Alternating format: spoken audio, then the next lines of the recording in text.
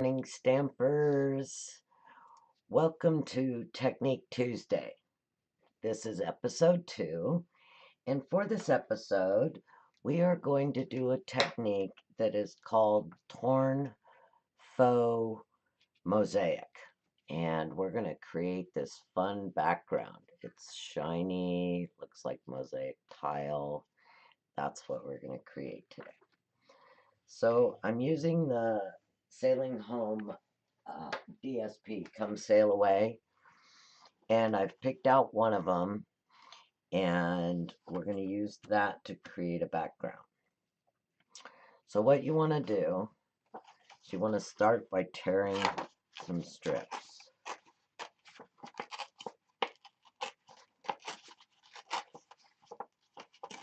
You can use any paper you want for this, or you can even create a background, a stamped background, and do this technique.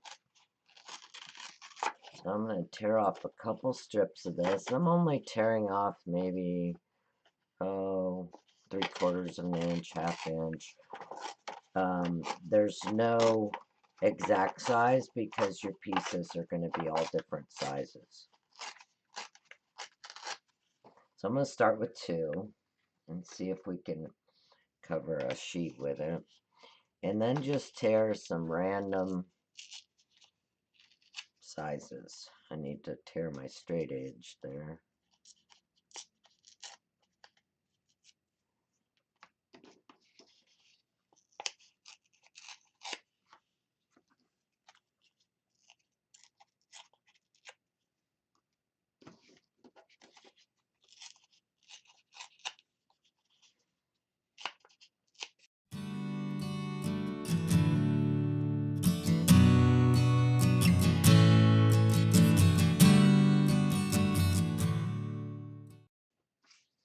Okay, now what we're going to do, we have our torn pieces. I fast forwarded through that to save you some time. Is I'm going to take early espresso and a sponge and sponge all your edges. And I will fast forward through this for you.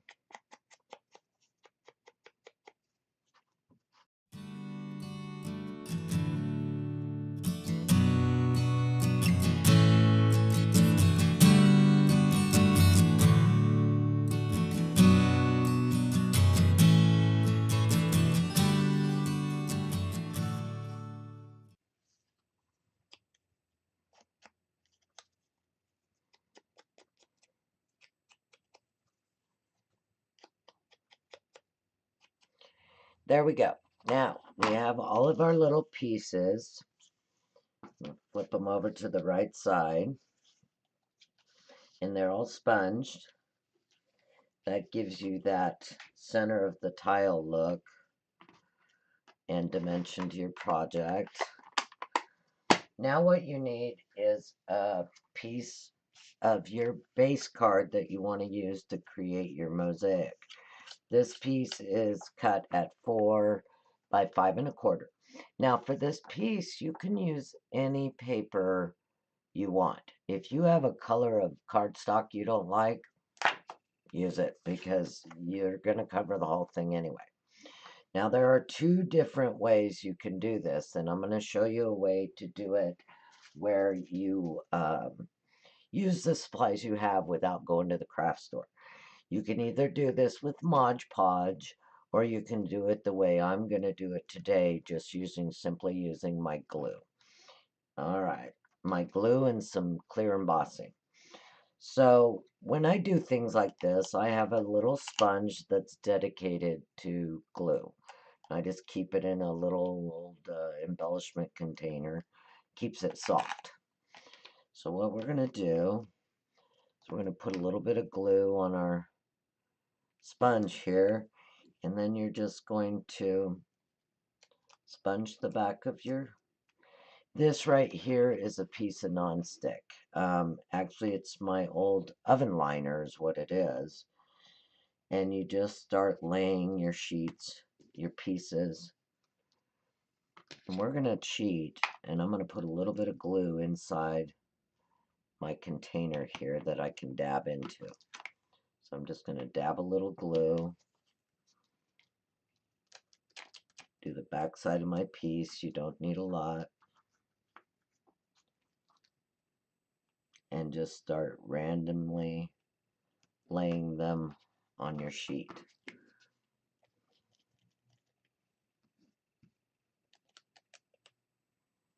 If you're using Mod Podge, you would just put some Mod Podge on your sheet and lay them down and then just cover them up.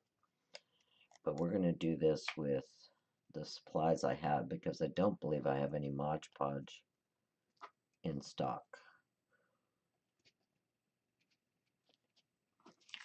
And when you're using a colored stock, you'll be able to see your spots behind it. So that kind of would work twofold for you.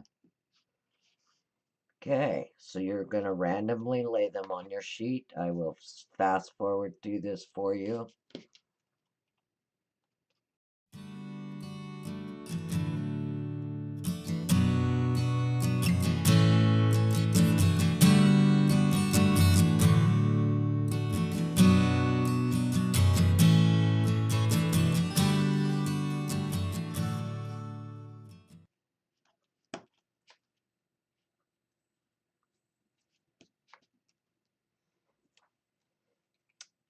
Now, we've got our sheet covered.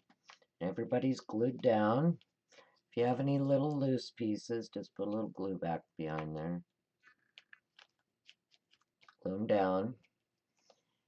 Let me get something to wipe the glue off my hands. Okay, so now what we're going to do is we're going to take our piece, it's all glued, flip it over, and just trim our edges. I always use, instead of my good snips, I just use a cheap pair of scissors so I don't get glue all over my good scissors. Just something I do. I have glue all over my hands. You could do this with gloves on, or another way to put your glue on might take an old paintbrush and use that to apply your glue. As my dad used to say, there's more than one way to skin a cat. Okay, for you cat lovers, that was not meant to be offensive. Just an old time saying. I do like cats. I have dogs, but I like cats.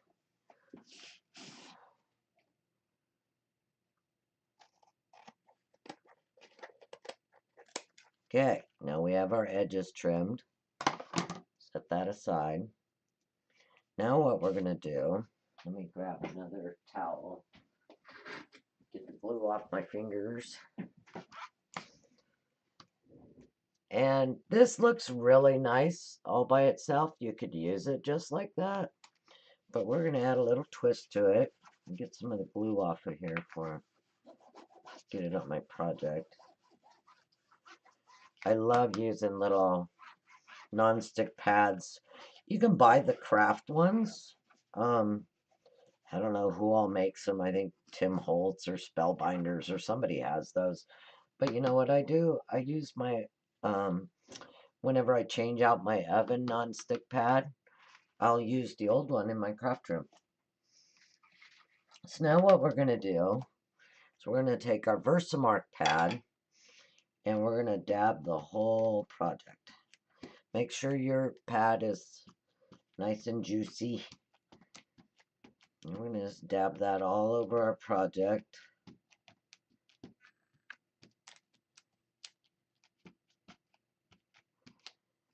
And when you're doing that with your Versamark, if you put it in the right light, you'll be able to see the shiny of your Versamark, just to make sure it's got into all the little spots.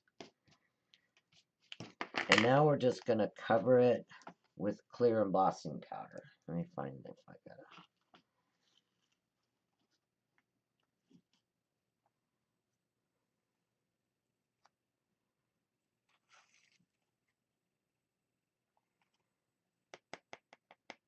Tap it off a little bit, and then let's heat set it.